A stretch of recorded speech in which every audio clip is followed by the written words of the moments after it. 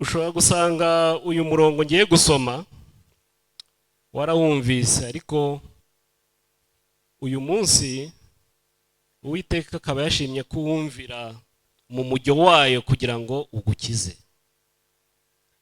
Mureke umwanya wose tugiye kumara hano dusaba Imana kugira ngo ibane natwe, kandi ibyo yifuje yuko twiga uyu munsi bibe ibyo kudukiza mu izina rya Yesu. Mureke tuyambaze.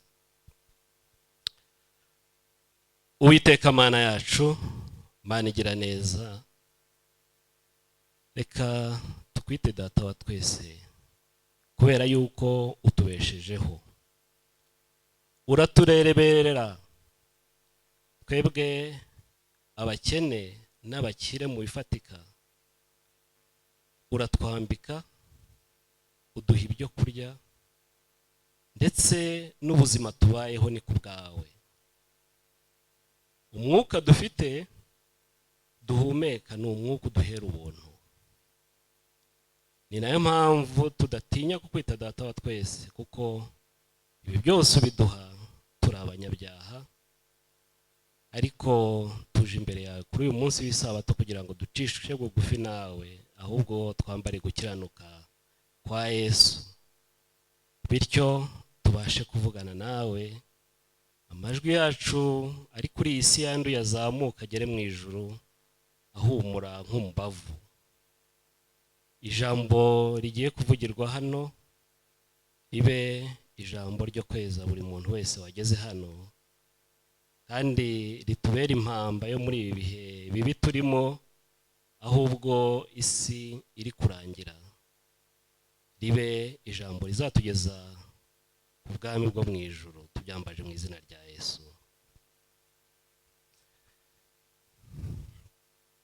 Tugiye kwigana amagambo make avuga ngo igisonga nyakuri. Igisonga nyakuri, ujye ukiranuka kugeza gupfa, nanjye nzaguha ikamba ry'ubugingo. Uwo ni wo mutwe w'amagambo nageneye iki cyigisho. Igisonga nyakuri, ujye ukiranuka kugeza gupfa, nanjye nzaguha ikamba ry'ubugingo. Aya ni amagambo meza tubona mu Byahishuwe igice cyaho cya 2 umurongo wa 10.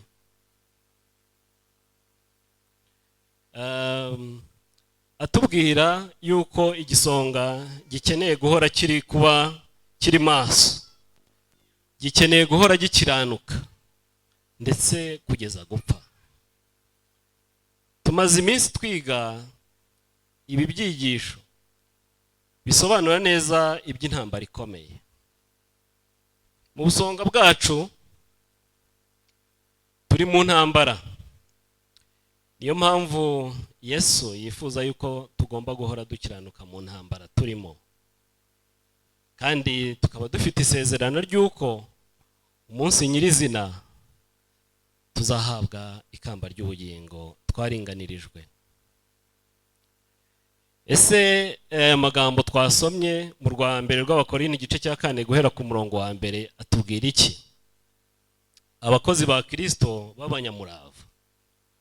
Aho ndakomereza ku byo twari twatangiye mu gitondo. Abakozi ba Kristo b'abanyamurava, nimureke tujye muri Matayo. Dusome Matayo igice cya 25.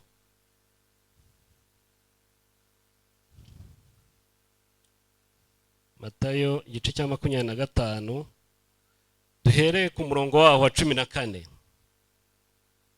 Aha baratubwira iby'umugani w'abagaragu bahawe iki?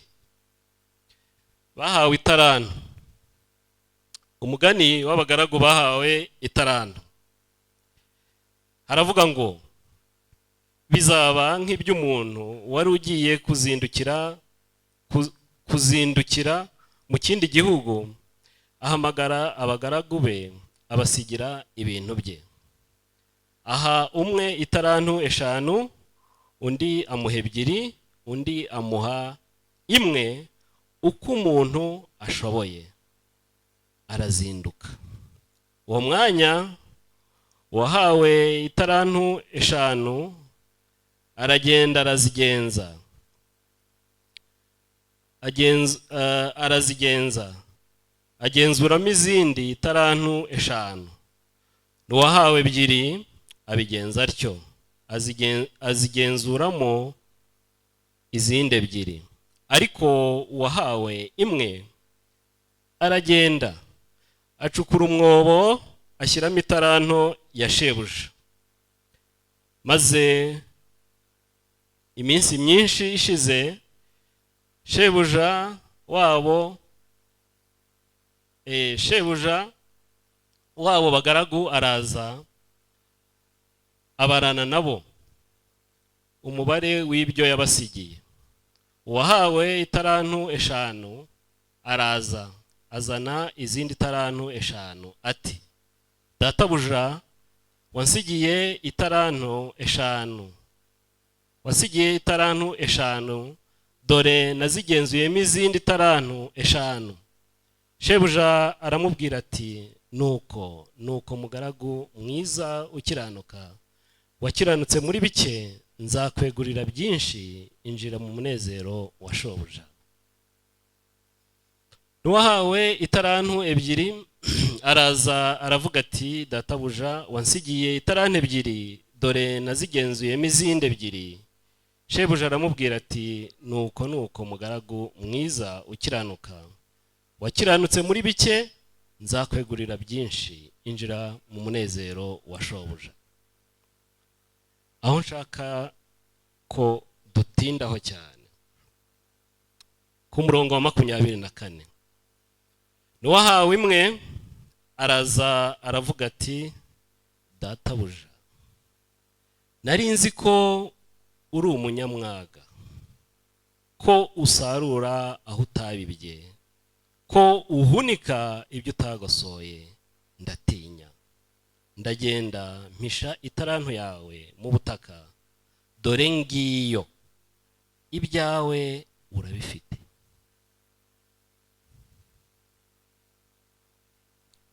Dore italanto ngiyo. Dushyize mu rurimi rw'urunyandagazi, ni nkaho yavuze ngo fatwa. Ni nkaho yavuze ngo fatwa, jyana ibyawe. Ibyawe wampaye. Ahangaha reka n'ubundi tugaruke muri ya context yacu y'igisonga. Kandi igisonga cyiza. Igisonga gitegerejweho kuba ikinyamurava, kandi batekereza yuko yakagombye kuba iki, yakagombye kuba umukozi wa Kristo. Ahangaha dushobora kwibaza ibibazo byinshi bitandukanye. Mbese uyu mugaragu wahawe italanto 1 yarazi uwakorera? Uyu muntu yarazi uwakorera? Nasubiza yuko ataramuzi. Impamvu ni yuko iyo aza kumenya uwakorera, aba yaraciye bugufi. Kuko iyi mvugo iri hano muri Bibiliya irimo agasuzuguro kenshi, kageretse kuba nta kintu yakoze.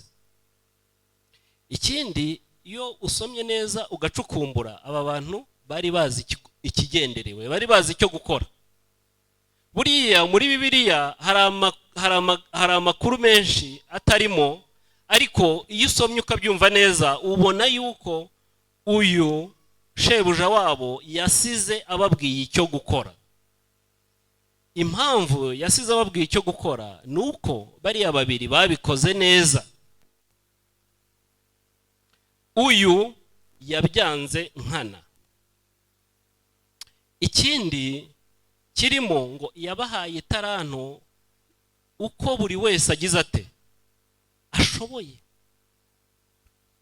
Ahangaha tubyumve neza, nta muntu wahawe umurimo urenze ubushobozi bwe.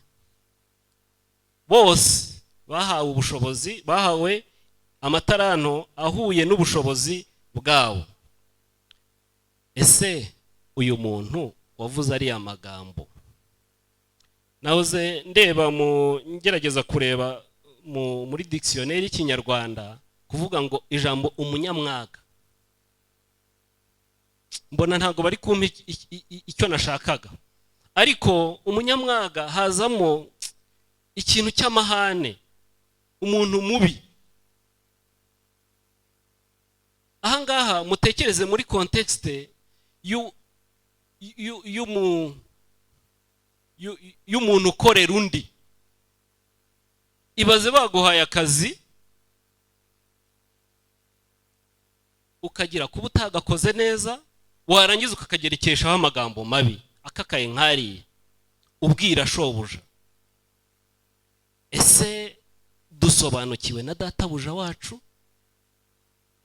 Ahari aya magambo ushobora kuyashyira, uyu mugani ushobora kubigumisha muri contexte y'umugani, ukumva ko ari nyine ni umugani habayeho cyangwa se ntihanabayeho. Ariko ibyanditswe byera byose byandikishirijwe kutwigisha.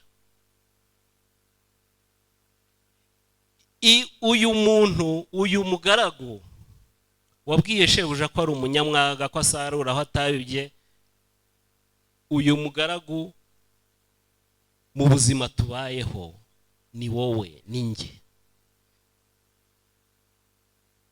Ese dusobanukiwe n'uwo dukorera? Ubundi ahantu hose nakoze, bosi wawe ni umuntu wubaha kabone n'iyo yaba ari mu mafuti. Abafaransa baravuga ngo le chef est toujours chef. Noneho hari akantu bajya bagerekaho ngo même amayodobe. Niyo wamubona yambaye twa twenda tw'imbere, ugira isoni zo kumureba kuko ari iki? Ari umuyobozi wawe.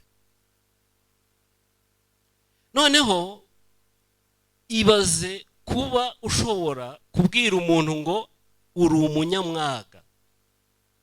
Aha ntago uyu muntu yarazi uwakorera, icyo ni icyambere. Uyu mugani urarenguriza kuri twebwe abakozi Uwiteka yasize mu ruzabibu rwe.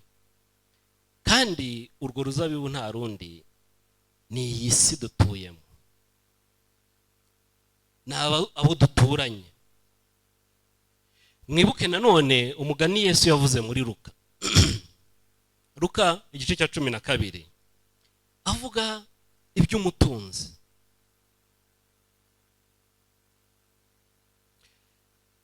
Wajyaga akarunda yiyegereza, hunika. Nuko akajya ashima kunda ye nk'iyi ngiyi, akavuga ati mutima wanjye tuza, nezerwa urye umererwe neza. Kawunga irahari, muceri urahari, ivatiri irahari, amafiriti arahari, amafi arahari, icyo kunywa tayari, tuza urye umererwe neza. Kumbi ijoro rimwe ryamubereye ribi, yumva ijwi rimubwira yuko ubutunzi bwe bwose ari bubunyagwe. Ese ubutunzi dufite twaragijwe n'Uwiteka ni ubwacu? Ubundi gisonga kiba kiri mu bintu bitari byacyo, kikaba gitegerejweho kubirinda no kubibamo neza mu mwanya wa shebuja. Ese dufite iki? Ahari dukomeje kuvuga iby'uyu dukomeje kuvuga iby'uyu mugaragu na shebuja, dushobora kumva yuko ari umugani koko. Reka tujye mu ijambo ry'Imana rishimangira yuko ibintu byose biri ku isi ari iby'Uwiteka, uretse yuko nta n'icyo twazanye kuri iyi si, nta na kimwe. Umva, usibye induru umwana avuza ari kwinjira ku isi, n'ubundi ugasazana isa nayo, tera amaboko hano, amaguru gutyo, ugahita upfa. Nta kindi. Isi n'ibiyuzuye n'ibyayo. Zaburi 24:1 haravuga ngo isi n'ibiyuzuye byose ni ibyande, ni iby'Uwiteka. Twajya muri Yesaya 66:1 kugeza 2, haravuga ngo ijuru ni intebe yanjye, isi nayo ni intebe y'ibirenge byanjye. Ese ubwo hagati aho hari icyo ufite? Ijuru si ryawe, n'isi si yawe, nta kintu na kimwe ufite. Zaburi ya 50:10 haravuga ngo ifeza ni izanjye, ifeza ni izanjye, n'izahabu ni izanjye. Uwo ninde? Uwo ninde? Ifeza ni izanjye, n'izahabu ni izande. Usigaranye iki? Buretse turagera no ku myenda, urasanga nta kintu na kimwe ufite. Mu Baroma 9:20 ngo ariko wa muntu we, urinde ugisha Imana impaka, mbese icyabumbwe cyabazwa kibumbye kiti ni iki cyatumye unde mutya? Iri jambo rirasobanura yuko impagarike yacu yose n'ubundi nayo nta kiri cyo. By'umwihariko abakristo bose, ubutunzi Imana yaduhaye ni ibyayo. Turebe mu Baroma 14:7 kugeza 8. Nta muntu muri twe uriho kubwe cyangwa upfa kubwe. Bishatse kuvuga ngo ubuzima nabwo dufite si ubwacu, ndetse no gupfa kwacu si twe tubigena. Se turasigara niki? Twagiye mu byakozwe n'intumwa 17:25, kuko ariyo yahaye bose ubugingo no guhumeka n'ibindi byose. Haleluya. Umva, niyo yaduhaye ubugingo ndetse n'umwuka duhumeka ni uwayo. Ahangaha biratugarura kuri wa mugaragu. Iyo haza kumenya uwakorera, ntaba yaravuze kuriya. Mbere yuko navuga kuriya, aba yarakoze icyo shebuja yamusabaga. Nshuti muvandimwe, ni iki cyatumye usubira inyuma ugata inshingano, ndetse ugata indangagaciro z'igisonga gikiranuka? Ese nuko Imana ntacyo yadukoreye? Ndi kwibwira nawe ndakubwira impamvu nta yindi. Reka mbabwire, mu matorero yose maze kujyamo, turifuza kugira abizera benshi, ariko dufite abizera benshi baraho batabusha, baraho ntumenya niba ari umwizera, ntumenya, mbese baraho gusa. Dushobora kuba turi kwihutira kugwiza umubare w'abizera ariko badahindutse. Ese ni iki cyatumye duta inshingano? Ese nuko Imana ntacyo yaduhaye, ntacyo dufite koko? Ushobora kuvuga uti ndakennye koko. Ese ese uyu mwuka dufite wo uramutse uhagaze gato ibyo uhirimbanira byo wabigeraho? Hoya. Abantu benshi bihanira kwa muganga no kwirimbi, nibwo bibuka yuko uwo mwuka bafite ari impano ikomeye, kuko baba babonye abatagize amahirwe yo kuwubona bari kuwongererwa, cyangwa abo washizemo burundu. Isubiremo, itekerezeho, fata umwanya wiganirize. Hari ugenda mu muhanda ukabona umuntu ari kwikoresha inama, bajya bavuga ngo rigango ndi kwikoresha inama. Umuntu ari kugenda yivugisha kumbi zarasose. Ariko ndagira ngo uwo mwanya ukoreshe zitari gusota, ahubwo uri kwitekerezaho. Ese koko ntacyo ufite?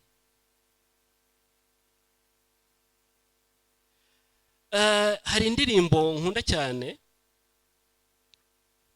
ariko mbere y'indirimbo reka twumve amagambo ari muri Hagayi igice cya 2:8, avuga ngo Imana niyo iha abantu imbaraga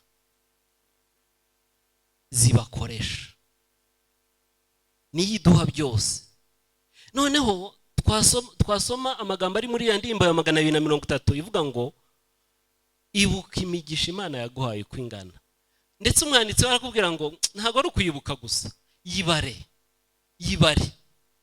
Kuko iyo uvuze kubara ntago si ugufata ibintu gutya byose icyarimwe ukavuga uti mfite imodoka, mfite izu, mfite inkweto, imyenda, ikoti. Oya, yibare, uhere kuri umwe, unonosore, usesengure, buri mugisha uha agaciro, uyibare, uyinoze neza. Ese wayirondora? Ntago wayirondora. Ngewe naragerageje nsanga imigisha mfite ni myinshi, niyo nabwira abana na madamu ngo bamfashe kuyibara ntago nayirondora. Nawe ndabizi yuko ari uko.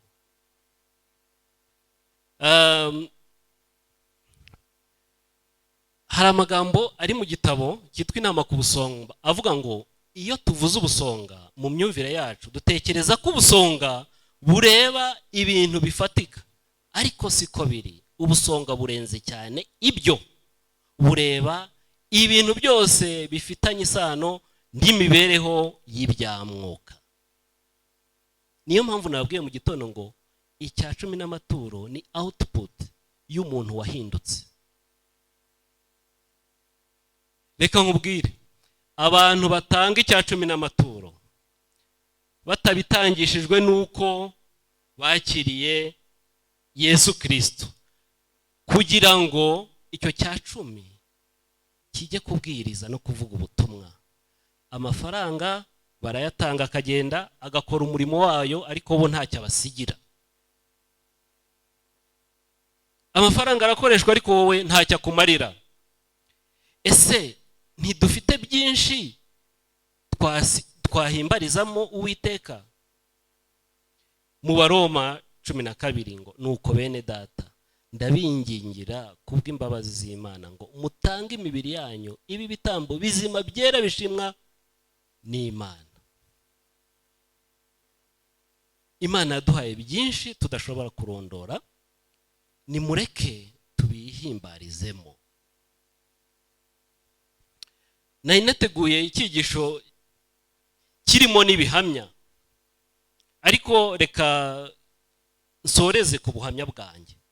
Ngewe uhagaze hano navukiye mu muryango wa Gikristo, papa ari pasiteri. Ikirenze n'ibyo rwose nabaye umudivantiste w'igihe kirekire, ariko wa pirate. Impamvu mbabwira ngo nabaye umudivantiste wa pirate nuko ibyo abadivantiste bizera ntago nabigenderagamo kandi narabivukiyemo. Ubuhamya bwanjye buheruka, ntago ngiye gupfa, ariko ubuhamya bwanjye buheruka nuko nagize amahirwe, mwumvise ko natangiye gukora nkiri muto. ntangira gukora ndi muto mbona amafaranga, ariko ndagira ngo mbabwire yuko ntacyo yamariye. Ikigeragezo nahuye nacyo ni ugukoresha amafaranga nabi. Ndagira ngo mbumvishe ukuntu iyo tuvuze ngo imigisha Imana iduha, ngo nidutanga icya 10 n'amaturo tuzasendererwa imigisha. Ndagira ngo mwumve imigisha iyo ariyo. Natunze amafaranga ariko ntacyo yamariye. Natunze imodoka. Ndagira ngo mbabwire yuko imodoka yandyaga amafaranga hafi buri munsi. Imodoka yahoraga insaba ibikoreshwaho. Nabaye ndi umukozi wa leta ariko mpora kuri avance sur salaire. Ubwo abakozi barabyumva. Hari n'akandi bita découvert. Umva découvert bank ubu ngubu isigaye yitanga kuko n'uburozi. Nkarya avance, nkarya umushahara, nkarya na découvert. Ariko imodoka nayo ikankundira buri munsi gapfa. Buri munsi yatobotse amapine naguza ndi. Barangonze ndakoresheje. Mpora muri urwo, ariko naje gusobanukirwa impamvu ibintu Imana yarampaye byose ntago negeze nyishimiramo. Yampaye icyo cya 10, sinegeze yampaye amafaranga ariko sinigeze ntanga icya 10. Ariko reka mbabwire icyiza cyavuyemo nuko igihe namaze kwisobanukirwa naribonye, nasanze ndi umunyabyaha ndetse mubi ruharwa, kubera yuko nariganije Imana. Aho natangiye gutanga icya 10 n'amaturo, umva ubutunzi bwabaye bwinshi, ahubwo muzaze mbahe. Ntago ari ukubirataho, ariko ubutunzi mfite buruta ibindi ni ukumenya Yesu. Ubwo nibwo nzabaho, naho amafaranga yo arashira. Nshuti zanjye, ndagira ngo mbabwire yuko twahawe amahirwe. Erega Paul yaravuze ati ko agambirira gukora ibyiza ariko ibi bikamutanga imbere. Birashoboka ko nawe ufite umutima wo kugambirira kandi ugakora ibyiza, ndetse wabishobora. Ndagira ngo nkubwire ko ubusonga bw'ibigaragara, ubwo ndavuga amaturo n'icya 10, ni igikorwa cy'umutima wihannye kandi wahindutse. Mureke dusaba Imana ngo itwigishe kubara ndetse no kuzirikana ibyo yaturagije, kandi itubashishe kubikuramo isomo. Ibyo ngibyo nibyo mbasabira, nanjye nisabira mu izina rya Yesu.